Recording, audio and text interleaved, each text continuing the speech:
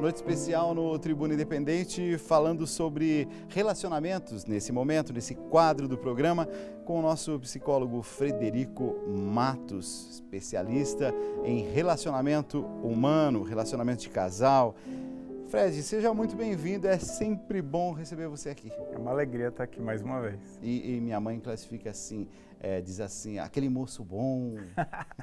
Fred, moço bom, diz o seguinte, início de namoro. Tudo parece lindo, oh, que beleza, está todo mundo feliz, está contente, está contando para os amigos, mas eu estou namorando uma pessoa madura, imatura. Quais são os sinais de que esse alguém que está se aproximando é maduro, é imaturo, visto que é o tema da nossa noite? Na fase da paixão você não vê nada, você só vê que a pessoa... Não vê mesmo? Não, você vê que a pessoa está interessada em você e que você está interessado nela. Agora, se ela é uma pessoa que só pensa em si mesma, se ela é uma pessoa mimada, se ela é uma pessoa reativa, se ela é uma pessoa... O que é a pessoa reativa? Reativa é aquela pessoa toma lá da cá. Então, falou aqui, eu já estou devolvendo. Não é aquela pessoa que para, pensa, analisa. Isso tudo é imaturidade. Porque o que é imaturidade? É quando você age como uma criança, sendo que você já não é mais criança. Porque uma criança agindo como uma criança, então você fala alguma coisa, ela reage, é porque ela não tem o desenvolvimento cerebral, pedagógico dela já pronto para responder de uma maneira pensada, sensata. Então ela vai ser a princípio mais reativa do que reflexiva. Agora, quando você vê uma pessoa que já saiu daquela fase mais reativa e continua sendo reativa, então você já começa a ver sinais de maturidade. Então, uma criança, ela pensa em si mesma no sentido de que ela só consegue ver o corpo dela e quem está ali e mal vê quem está por perto. Então, ela acha, por exemplo, que todo mundo está sentindo o que ela sente. Se ela está triste, está todo mundo triste. Se um adulto acha que só ele existe no mundo e eu posso falar qualquer coisa e não me importo com o que você está pensando, isso é um sinal de imaturidade. Porque o adulto deveria ser capaz de contemplar outras pessoas, outras situações mais abrangentes. Ou seja, uma decisão não vai ser tomada baseado num fator só. Ele não é imediatista, não deveria ser. Uma criança é imediatista. Ela tem uma vontade, ela exige da mãe e do pai, se eles forem meio permissivos, eles atendem. Okay. O adulto, ele tem uma vontade, mas ele sabe que entre a vontade e a realização existe uma cadeia de eventos que nem sempre são possíveis. Eu quero viajar agora, estava falando de avião, quero viajar agora. Mas tem que comprar passagem, tem que ver se tem dinheiro. Tem que ir para a escola, agora não é mais momento de viajar. O adulto não, o adulto ele tem vontade, ele vai lá e impulsivamente compra, ele não tem dinheiro, passa no cartão de crédito, fica endividado, mês que vem ele fica desesperado. Isso são sinais de imaturidade. Eu já vi adultos que depois correm lá na casa da mãe e do pai para pedir socorro para pagar o cartão de crédito. E normalmente a imaturidade, pelo menos no Brasil, ela é muito respaldada pelos pais, né? Que tem dó, mas é meu filhinho de 50 anos, 40 anos, 30 anos, que já trabalha, tem o seu dinheiro, e os pais estão sempre socorrendo eles por conta de atitudes inconsequentes, né? Fred, às vezes eu tenho assim, a impressão que os pais se sentem um pouco culpados de colocarem os filhos no mundo. Talvez seja isso, porque a tentativa de não fazer esse moleque sofrer, de não, sabe, que a minha filha não sofra, que o meu filho não sofra. E tem alguma coisa errada nisso, Fred. É que os adultos superestimam o sofrimento dos filhos, né? Eles acham que um friozinho é uma desgraça. Eles acham que um aperto financeiro é o fim do mundo. E eles esquecem que eles passaram por tudo isso, sobreviveram, e que os filhos vão passar e vão sobreviver também. Só que quanto menos oportunidade o filho tiver para passar por algum aperto, menos ele vai aprender a passar por aperto e ele vai ficando cada vez mais folgado e menos preparado para passar por dificuldades. Então, meio que é um ciclo que se realimenta. Quanto menos eu deixo o filho passar por dificuldade, menos ele está preparado e mais eu vou querer proteger. E aí é um ciclo sem fim, né? Eu também, assim, noto com clareza a maturidade no masculino e no feminino. Eu vejo, por exemplo, um garoto de 15 anos e uma garota de 15 anos. Os dois estão na mesma idade. Os dois tiveram experiências semelhantes ali na família, às vezes são até irmãos, na escola, mas há uma diferença no grau de maturidade na maior parte das meninas que vejo em relação aos meninos. É uma tendência das meninas amadurecerem mais rapidamente? É Não, cultural? É uma questão cultural. Lembre-se que a gente vive numa sociedade machista, onde o homem pode tudo e, de modo geral, a mulher tem restrições. Então, se o menino faz uma coisa ousada, os pais, ai, que lindo. Se a menina faz uma coisa mais ousada, todo mundo, ih, cuidado, tem que segurar essa menina. Então, a menina, ela é educada de modo mais restritivo. Então, ela é segurada mais vezes, mais cedo, ela é liberada mais tarde. Isso faz com que ela tenha que aprender a lidar com frustrações, com interrupções. Mais cedo. Mais cedo. Então, ela vai ter que pensar mais vezes, ela vai ter que desenvolver outras habilidades mais emocionais e mais intelectuais que para os meninos é postergado, né? Então, tem essa diferença cultural. Mas depois, numa idade adulta, as imaturidades só são diferentes. Então, por exemplo, a imaturidade do homem é, às vezes, ser, de modo geral, é ser frio demais e desconsiderar os outros. E, às vezes, a imaturidade feminina é ser emocional demais e achar que o sentimento dela é a verdade última que está acontecendo ali. Então, ela sente uma coisa, ela expressa aquilo. Esse é um grau de maturidade. A imaturidade do homem é pensar, fazer, não avisar ninguém e achar que está certo. São níveis de maturidade diferentes, né?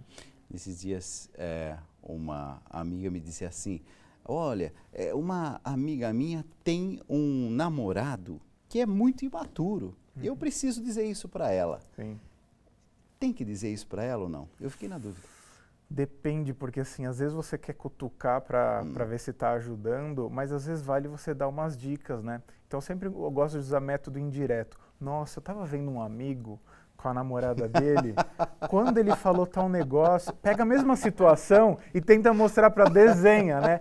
O amigo, quando ele reagiu com a namorada, ele falou com ela, ele ligou para ela, ele explicou para ela. Acho tão bonito isso. Aí a pessoa, nossa, meu namorado não faz isso comigo. Eu falei assim, então. É aprendizagem indireta. Mensagem indireta, dá uma cutucada sem a pessoa perceber que está falando dela. Às vezes falta, eu acho, assim, no nosso dia a dia, alguma coisa que nos ajude a lidar com situações como essa, a ajudar os outros. Que momento a gente fala, que momento a gente silencia, que momento a gente corrige uma pessoa, que momento a gente não diz nada e espera o tempo que essa pessoa está vivendo.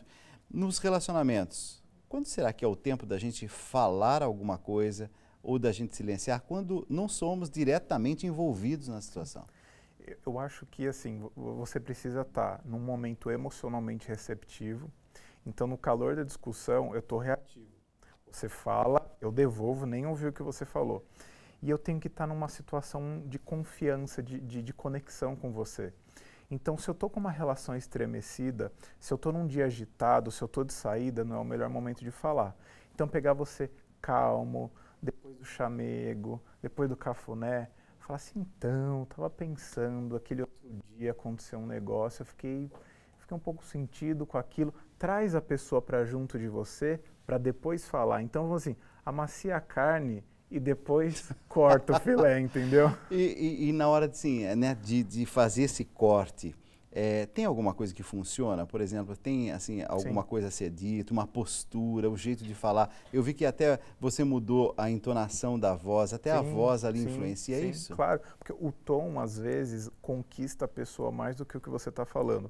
Às vezes você pode estar falando a coisa mais linda do mundo, mas se você está falando de um jeito duro, arrogante, impositivo, de quem está de fora da situação, isso dificulta. Então, por exemplo, uma coisa simples é, fala na primeira pessoa, então, fala o que você está sentindo, eu estou triste, e fala de um acontecimento, eu estou triste de quando você fez tal coisa. É diferente de eu falar, você é um covarde. Entendi. Então, se eu estou falando você é um covarde, eu estou achando você de uma coisa e eu não estou dando chance de você se explicar. Eu estou atacando, o que você vai fazer? Você vai atacar. Eu não sou covarde, não. Pronto, agora, se eu falo, diálogo. Eu estou triste porque você agiu de tal modo, você vai falar, não, você não está triste. Não tem como rebater quando eu estou falando do meu sentimento. Então, falar na primeira pessoa, falar sobre sentimento e falar sobre fatos e não adjetivos. Ligar diversas vezes para assim, querer saber se o outro está bem, se o outro não está bem, ao longo do dia. Está sempre telefonando. Isso é sinal de imaturidade? Isso é sinal de carinho em relação ao outro? Como é que a gente dosa isso? Depende normalmente, desse jeito que você explicou, tá mais pré-maturidade do que maturidade. Porque assim, dá a sensação, parece mãe desesperada, né? Se ela não sabe o paradeiro do filho, quer dizer que ele tá morto e esquartejado. Quer dizer, como assim, né? Não tem tanta gente morrendo esquartejada a todo momento, então pra que você vai ficar checando?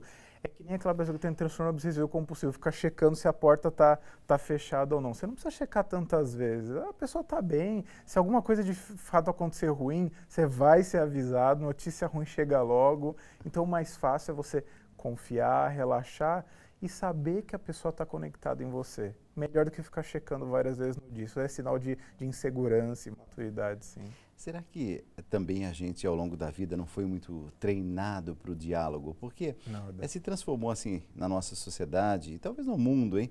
Essa questão de discutir a relação, né? A famosa DR e tal, como alguma coisa que se transforma em piada, ao mesmo tempo, nossa, isso está com jeito de DR, não vamos nem começar. A gente não aprendeu a dialogar? Não. Normalmente as DRs acontecem quando ninguém aguenta mais, então eu brinco que a DR vira um paredão de fuzilamento. Ninguém vai lá para conversar e resolver uma questão. As pessoas vão lá para atacar e se defender e no final sai todo mundo magoado. Então a memória que as pessoas vão ter de uma DR é sempre ruim. As pessoas nunca saem com uma sensação de, puxa, a gente resolveu uma questão, a gente falou de um problema que é nosso. As DRs são sempre assim. Você é o problema e eu sou demais, eu sou o máximo. Então, esse tipo de discussão nunca vai sair uma solução porque eu estou me excluindo do problema, você é o problema. Né? Falando sobre problema, a produção está me dizendo aqui que o Paulo tem questões e perguntas que telespectadores estão nos enviando, porque nós estamos ao vivo para todo o Brasil, Paulo, então vamos lá. Pois é, Dalcides, temos mesmo alguns telespectadores que estão mandando seu depoimento. Você ainda pode mandar tribuna@redevida.com.br. A Mônica Toffoli, de Niterói, no Rio de Janeiro, ela pergunta se para um relacionamento funcionar, Fred, os dois têm de estar vivendo as mesmas fases de vida. Se não adianta ficar com alguém que quer uma coisa enquanto você quer outra. Exato. Para as mulheres isso ainda é mais complicado, porque elas têm que fazer um cálculo muito maluco na cabeça delas. O tempo da paquera, o tempo da paixão, o tempo do namoro, o tempo do noivado, o tempo do casamento, o tempo para elas não parecerem que são muito loucas de quererem engravidar logo, para daí engravidar, para daí 9 meses. Então pensa que uma mulher com um projeto de ter um filho, ela tem todo esse cálculo que ela fica fazendo. Aí ela fica com o cara, que para ele assim, vamos ter filho?